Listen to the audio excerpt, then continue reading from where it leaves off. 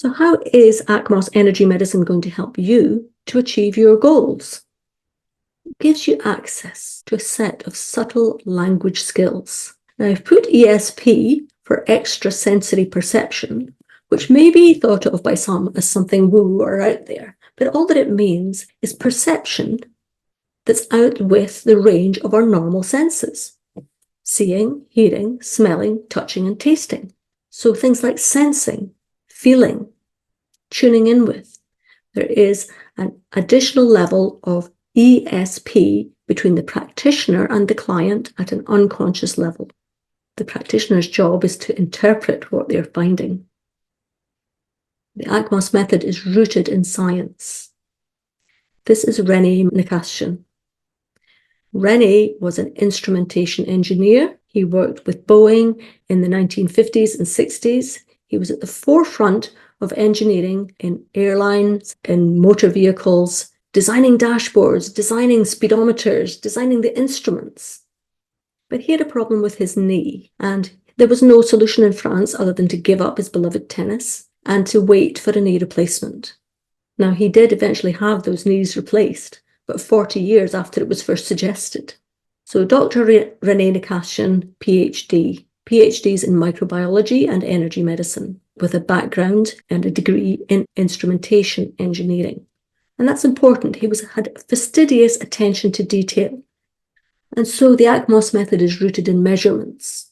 These are the instruments that he created with his team of engineers back in the 70s, the 80s, and the antenna was introduced into the process in the 90s, always evolving.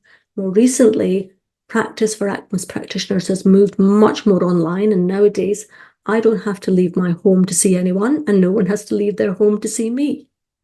I conduct all of my ACMOS practice at distance. It saves travel time, and it saves maintaining a big office space.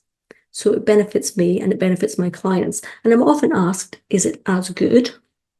I would say, hand on heart, that I sometimes feel it's better.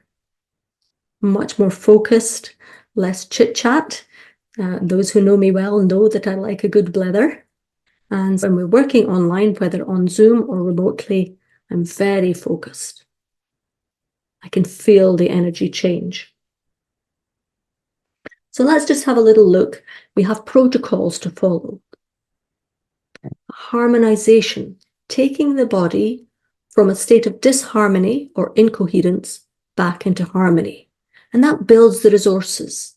And what do I mean by resources? It's a bit like having a battery of energy that you can draw upon when your day-to-day working energy has more than enough work to do. An example is when you're unwell. When you're unwell, your body's very busy. Another time that your body's very busy is at puberty. It's changing, it's metamorphosing into something different. The physical form is changing. And so there's less energy to manage the emotions. And we all know that teenagers sometimes throw tantrums or lose control of their emotions.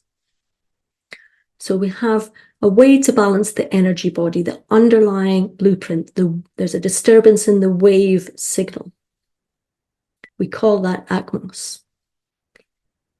We also have a way to balance the matter body, the energy in the cells and in the working side of the body. So we have the particle aspect, disturbance in the particles, the molecules, the cells, the organs, or the systems. And we call that pathos. We also have a protocol for balancing a particular part. If it's out of alignment or out of balance itself, it can be too costly to the whole. So the part upsets the whole, and we deal with that as an organic issue, a local issue. We use a protocol to get energy moving when it's been stuck because acupuncture points have become blocked. We restore the flow using our stimulation protocol. And then, of course, we're all affected by things around us in life, and all these external factors and interactions reduce the quality of our energy. And so we have protocols to reduce the impact of our environmental stressors. And therefore, it's called the environment protocol. So that's just a quick flavor of what can be available. The roots of ACMOS are in Chinese medicine, acupuncture and herbal medicine. Dr. Rennie fainted when he received acupuncture in China for his knee pain, but yet his knee pain got better. So he went back to Paris, where he lived, determined to find a way to stimulate acupuncture points without needles. And remember that this was in the time before electroacupuncture units were widely available. He was a pioneer. Ayurveda. He found in Ayurveda a philosophy of replacing the parts that are needed, similar to replacing a fuse in an electrical circuit, using herbal remedies, using essential oils, homeopathic remedies, minerals, trace elements. And so he built a kit of remedies we call harmonies to restore the circuits of the human energy body. Ayurveda. Ayur means life, Veda, science and knowledge.